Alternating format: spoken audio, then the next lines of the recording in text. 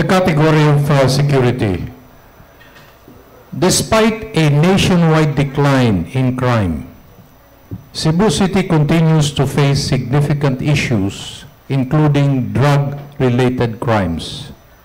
The question is, what specific strategies will you implement to address this and ensure law enforcement safety and protect communities from the impacts of illegal drugs and violence? I have two answers for this. One is that I'm going to look into the roots of the problem. The root of the problem, basically, I understand, is unemployment. I address unemployment. We need to get the list of all the guys in the barangay possible and look kung sa ilang hilig. Then we train them with TESDA and the MDP. The moment we have that, the training would be free, all materials would be free, and that after the training is done, the city government will find their job, including sa ilang mga kinahanglanon. For the enforcement, I will be needing somebody in our group to take care of it. Kung mubaha man or maglunop ang droga sa syudad, duha ra ka tawo ang angay natong basulon. Number 1, mayor. Number 2, city police director. Mag-unsa man ang city police director, maninguha siya nga masumpo ang drugas nato sa syudad, dinhi sa syudad, masumpo. Unya si Mr. ko og maoy mayor, left and right mudawat ko gikan sa mga illegalista. Do you think masulbad ang problema sa drugas? Dili masulbad. That's why before ko nag-file og COC, Certificate of Candidacy, ningadto ko Liti, nakig-istorya ko ni retired na karon Juby Espinido. Usahay ang uban mo hisgot na nga ni og Juby Espinido, pinatyanay na ni dayon. No. Dili ta gusto nga mahitabo nga dunay bisag usa ka kinabuhi sa mga illegalista nga madisgrasya. Kay mapobre man na og madato ang kinabuhi sa tao, bililhon at tubangan sa Ginoo. Pero nganong mukuha man ta og mga quality nga sama ni retired Juby Espinido, tested and proven mga kaiglaan, mga kaigsunan, nga makasumpo gyud sa drugas. Dili pinatyanay. Tudluan pa mga ni kang Juby Espinido sa may tungod sa 10 Commandments.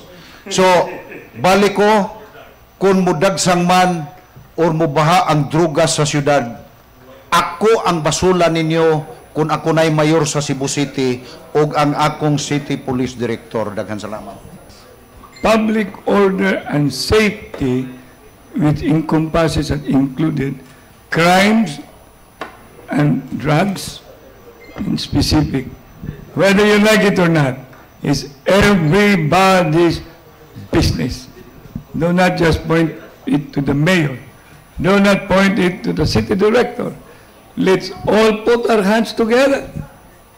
Because down the line, these crimes are not committed in the sky, they're committed there in the barangay.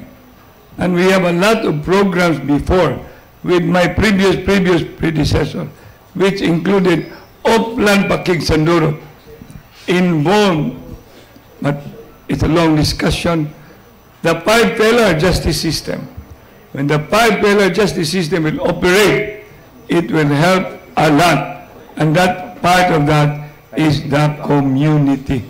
Mo gina, ang sige yun, mayura, niya, city director hamas mas mayong tudlo sa mo sa inyong kaugalingon, nga nung ano nyo apela ang inyong pag-atiman sa inyong mga anak. All of this, I have been having a program like I did it in COVID, vaccination, and even other program. Bring it to the household. Peace and order is everybody's concern. In our program to solve drugs and crime, let us dissect it first. Sulbaro na itong droga, sulbaro na itong krimen. In our program, we have 3 components. Let's solve drugs and provide a safe city. In my experience being a PDEA regional director, it has been part of my master's thesis the Barangay Drug Clearing Program. The drug problem, ang problema sa droga, imon as yung tanawon, duha ka aspeto na. Number one, it is a societal problem, and number two, it is a crime problem. Di man pwede nga puros lang ta, pagsige lang tagpamatid o pultahan, magsige lang tagpanakop, magsige tagpanggukod. We are only solving half of the problem.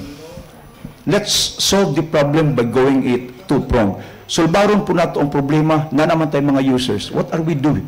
Sa may himo nila? What are doing with them? Let's give them an opportunity to reform. Let's give them an opportunity nga mahimo silang productive members of our community. Barangay Drug Clearing Program is effective and has been effective if we can just do it properly.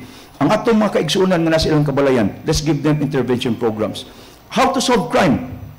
Let's solve crime by investing in the latest technology. Because in doing so, we provide our city an opportunity kung may krimen mahitabo, masolve din nato. We do not have facial recognition cameras, we do not have plate number recognition cameras. Let's do it. And in so doing, again, we're providing discipline sa itong mga kaigsuunan. Makita nila na kung may krimen mahitabo, masulbad na to. Because we have the necessary systems in place para pagsulbad ang mga krimen. Again, for a better and safer Cebu City, ato ng expertise, and I will give it to you. Safe na kadalanan para sa itong anak o para sa itong mga po. Thank you so much.